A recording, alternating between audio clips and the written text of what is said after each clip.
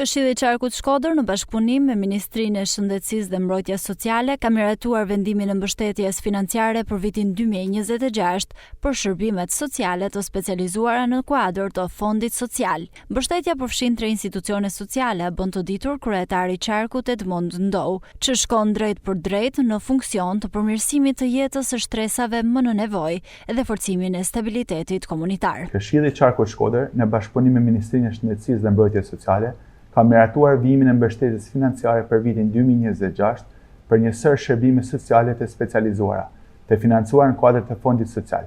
Këto shërbime janë jetike për personat me aftësi të kufizuar dhe përfshin kujdes rezidencial dhe ditor, duke garantuar vazhdimsi, cilësi dhe dinjitet në ofrimin e shërbimeve. Në total për vitin 2026 janë miratuar fonde për 3 institucione sociale kryesore në qarkun e Shkodrës. Së pari, shërbimi rezidencial për persona me aftësi të kufizuar të grup moshës 30 deri në 60 vjeç, i ofruar nga shtëpi familje Faqibeni, administruar nga shoqata Madonina de la Grapa, Bashkia Shkodër.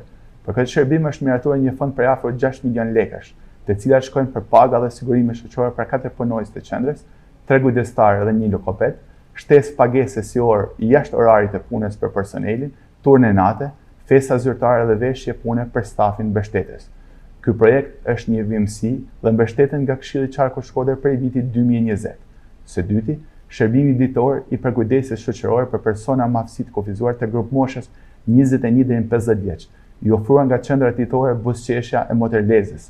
Në vitin 2026 është miratuar një fond prej 8 milion lekësh, të cilat shkojnë për paga dhe sigurime shoqërore për 8 punonjës, psikolog, fizioterapist, infermier, edukator, kujdestar, kuzhinier dhe sanitar. Një pjesë do përdoren për shpenzime ushqimore për 15 përfitues. Ky projekt është një vjemësi dhe mbështeten nga Këshilli i Qarkut Shkodër për vitin 2024. Së treti, shërbimi rezidencial për persona me aftësi të kufizuar të grup moshës 18 deri në 60 vjeç, i ofruar nga shoqata Vëllezërit e Nën Terezës, Bashkia Valldejes.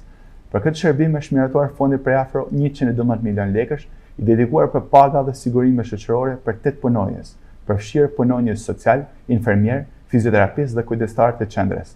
Edhe ky projekt është vjemësi dhe mbështetet nga Këshilli i Qarkut Shkodër që nga viti 2024. Këshilli i Qarkut Shkodër mbetet i angazhuar fuqimisht në forcimin e rrjetit të shërbimeve sociale, duke garantuar që fondet publike të shkojnë drejt për drejt në përmirësimin e jetës së shtresave në nevojë. Mbështetja këtyre institucioneve është një investim në dinjitetin njerëzor, përfshirjen sociale dhe solidaritetin komunitar. Jemi të lumtur që këto projekte kanë marrë mbështetje nga Ministria e Shëndetësisë dhe Shërbimit Social Shtetëror. Si qark do vazhdojmë të jemi gjithmonë në mbështetje të shtresave në nevojë. Financimi do të garantojë vazhdimsinë e shërbimeve rezidenciale dhe ditore për personat me aftësi të kufizuar, duke siguruar cilësi, kujdes dhe dinjitet.